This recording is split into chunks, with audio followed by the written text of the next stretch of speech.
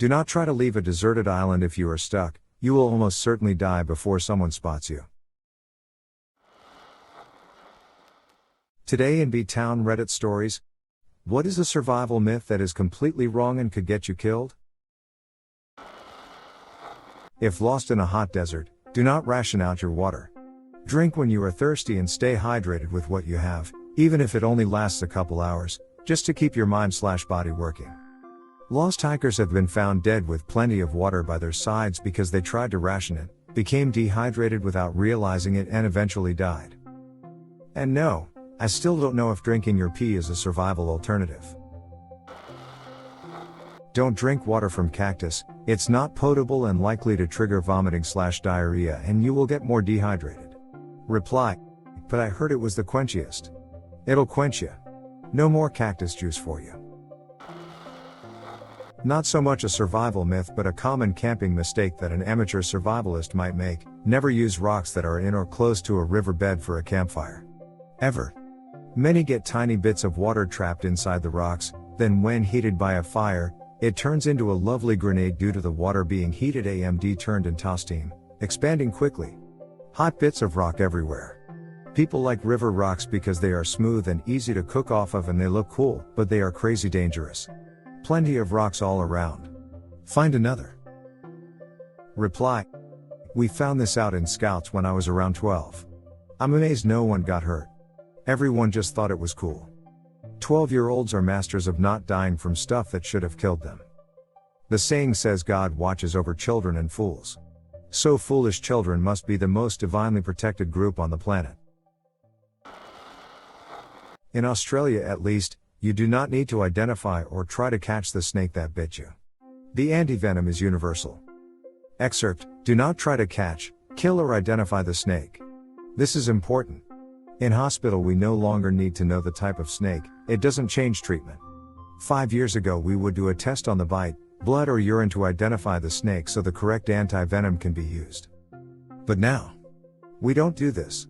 Our new antivenom neutralizes the venoms of all the 5 listed snake genus, so it doesn't matter what snake bit the patient. Read that again: one injection for all snakes. Polyvalent is our one-shot wonder, stocked in all hospitals, so most hospitals no longer stock specific antivenoms. Don't tie a rope around your waist and expect it to save you from a fall. Sure, it might prevent you from hitting the ground, but you can still damage your internal organs and break your back doing this.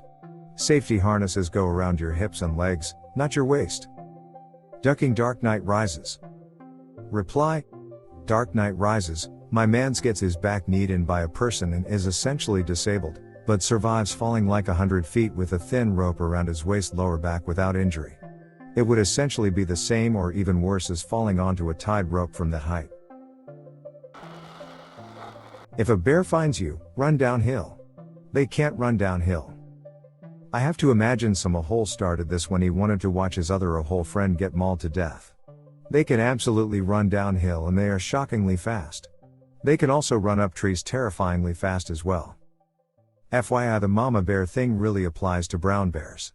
Black bear attacks are incredibly rare and usually only from hungry and/or aggressive males. I've done a lot of wildlife photography of bears and I've spoken to a lot of wildlife biologists about this. When I photograph black bears and their cubs, they are very docile. If something or you spook them, they will chase their cubs up a tree and then guard the bottom of the tree. They won't attack you. If it's a male black bear, they'll likely wander on but always keep distance. If you encounter a black bear, make as much noise as possible and make yourself seem as big as possible. If you encounter a brown bear, start very slowly backing up. Never run away and never turn your back. If it's going to attack you and there's nothing can do, lay on your stomach with your hands over the back of your neck and play dead. They primarily attack when they are surprised or threatened. If the surprise/threat is gone, they will most likely move on. But please, for the love of God, never run away and never climb a tree. Reply, if it's black, fight back. If it's brown, lie down. If it's white, say goodnight. Most people probably are aware of this, but if you're legit suffering from diarrhea, you need to be doing more than just drinking water, because you're also losing a lot of salt/electrolytes, and not replenishing those can really duck you up. You can make a pretty basic Pedialyte/Gatorade at home from adding 6 teaspoons of sugar and a half teaspoon of salt per liter of water. It won't taste super great, but you can throw in other flavorings to mask it like lemon juice or similar. I did Peace Corps in a tropical region and most of the volunteers came to dread the inevitable parasite/GI infection episodes not just because of being incredibly sick but also because of having to drink liters and liters of ORS, which is Peace Corps preferred Pedialyte knockoff haha. Edited to show more accurate salt and sugar amounts. I wasn't aware that ORS was the unbranded, legit name for this electrolyte cocktail. Boo it, I do mention it in the 3rd paragraph, and I've already gotten 50 comments from people correcting me.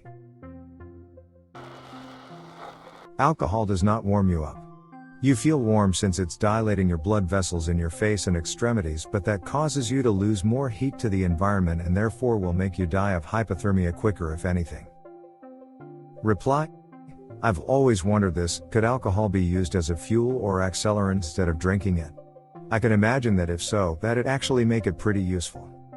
Potentially, but anything one would normally drink, for example vodka, is not quite strong enough to really burn well. But if you happen to get lost while hiking with a bottle of Everclear, gee I wonder how you got lost, you might be in luck. Everyone focuses on food and water but completely underestimates how quickly exposure will kill you dead. In some cases, you won't last 24 hours. Bonus addition to this, every guide I have ever read says to make fire first. Making fire is fucking hard sometimes. There are many environments where you flat cannot guarantee a good fire, deserts, because of lack of fuel and anything especially wet. If you get halfway through the night and realize you can't make fire, you are going to have problems. So make shelter.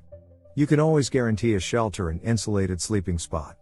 Make sure your bedding is at least 4 inches thick when you lay on it. Make your shelter as small, thick and weatherproof as possible. For the love of God, do not eat everything raw. If I see another episode of Bear Grylls eating a bat or bird as raw as sashimi, I think I'll go crazy. You should absolutely try your best to cook the food you've nabbed. Even if it's through an open fire for a few minutes. Eating, say, a dead bird that may or may not have bird flu is a hell of a lot worse than creating a fire to cook it over. Congrats for completely screwing yourself by eating raw wild meat. That the first thing you need to do is make a fire. Fire's no good if it starts raining. Shelter and raised bed first. Even if you can't get a fire going or collect water, you'll have a dry place to sleep through the night to get a fresh start in the morning. Reply: and raised bed is hella important. Insulates you from the cold, ground will suck the warmth right out of you, and the wet, and any bugs/snakes/ etc. that tend to cross the area you've laid down in. Thank you for listening to another B-Town Reddit Stories episode. Hit the subscribe button and check out our channel for more stories. Let us know your opinion about this topic in the comments.